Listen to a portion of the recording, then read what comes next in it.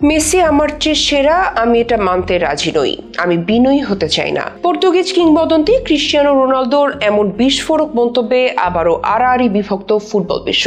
সমর্থকরা বলছেন এটাই তো চ্যাম্পিয়নের মানসিকতা, হার না মানা জেদ। আর মেসি সমর্থকরা বলছেন বিশ্বকাপ আর 8টি ব্যালন ডিওর জেতার পরও এত উদ্ধত্ত। অনেকে আবার বলছেন বিশ্বকাপ জেতার পর মেসি রোনালদো বিতর্ক যখন চিরতরে শেষ, ঠিক তখনই নতুন করে বিতর্ক উস্কে দিয়ে আলোচনায় থাকতে চাইছেন রোনালদো। একসময় যে দুটি নাম এক নিঃশ্বাসে নেওয়া হতো, সোনালী বিশ্বকাপ আর 8টি ব্যালন ডিওর জিতে ক্রিস্টিয়ানো রোনালদোকে কি সেই বিতর্ক থেকে ছিটকে ফেলে দিয়েছেন মেসি? কেন বিনয়ের জবাবে রোনালদো বারবার অ্যারোগেন্সি দেখাচ্ছেন হঠাৎ করে? আবার কেন এই অপ্রাসঙ্গিক ইন্টারভিউ? আর মেসি বা কেন এই বিতর্কে কখনো রোনালদোকে টেনে আনেন না? রোনালদোর এই মানসিকতা কি তার শক্তি নাকি পতনের শুরু?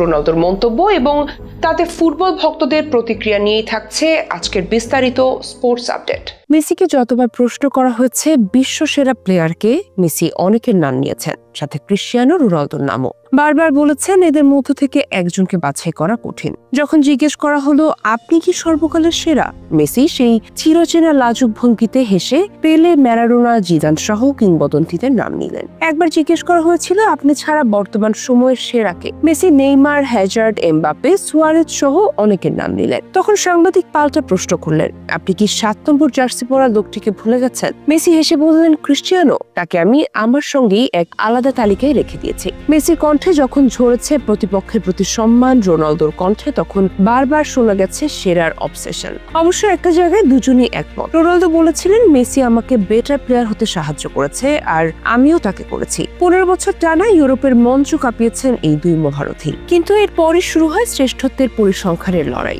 ব্যালন ডিওরে যখন মেসি এগিয়ে যাচ্ছিলেন, রোনালদো তখন এক সাক্ষাৎকারে বলেছিলেন সেরা খেলোয়াড় নির্ধারিত হয় গোলের মাধ্যমে, যেখানে ভোটের কারসাজি নেই। আমি সর্বোচ্চ সংখ্যক ইউরোপিয়ান গোল্ডেন শু জিততে চাই। আইরনিক্যালি তখন তিনি গোল্ডেন বুটে মেসির চেয়ে এগিয়ে ছিলেন, কিন্তু মেসি সেই গোল্ডেন শু এর দৌড়েও রোনালদোকে ছাড়িয়ে যান। মেসির 6টি গোল্ডেন শু এর বিপরীতে রোনালদো জিতেছেন 4টি। এরপর ব্যালন ডিওরে রোনালদো দুর্দান্তভাবে কামব্যাক করে মেসির সাথে 5-5 সমতায় ফেরেন। তখন সেই পিয়ার্স মর্গানের মঞ্চে তিনি বলেছিলেন আমার একটাই স্বপ্ন, আমি সর্বোচ্চ সংখ্যক ব্যালন ডিওর জিততে চাই, 6, 7, 8 সবাইকে ছাড়িয়ে যেতে চাই। কিন্তু ইতিহাস লেখা হলো অন্যভাবে। রোনালদো সেই 5 ব্যালন ডিওরেই থেমে গেলেন। অপরদিকে মেসি সেই 5টির পর জিতে নিলেন আরো 3টি ব্যালন ডিওর। ফুটবল ইতিহাসে এককভাবে সর্বোচ্চ 8টি ব্যালন ডিওরের মালিক এখন লিওনেল মেসি। পরিসংখ্যানের লড়াই শেষে বাকি ছিল শুধু একটি অপ্রাপ্তি। সেই পিয়ার্স মর্গানকেই রোনালদো বলেছিলেন তিনি পর্তুগালের হয়ে বিশ্বকাপ জিততে চান, কিন্তু 2022 সালের কাতার বিশ্বকাপের রূপকথা লিখলেন লিওনেল মেসি। জিতে নিলেন ক্যারিয়ারের সবচেয়ে কাঙ্ক্ষিত সেই সোনালী শিরোপা, সাথে জিতলেন টুর্নামেন্ট সেরা গোল্ডেন বল অ্যাওয়ার্ড। এ নিয়ে 2বার মেসি বিশ্বকাপ গোল্ডেন বল অর্জন করলেন।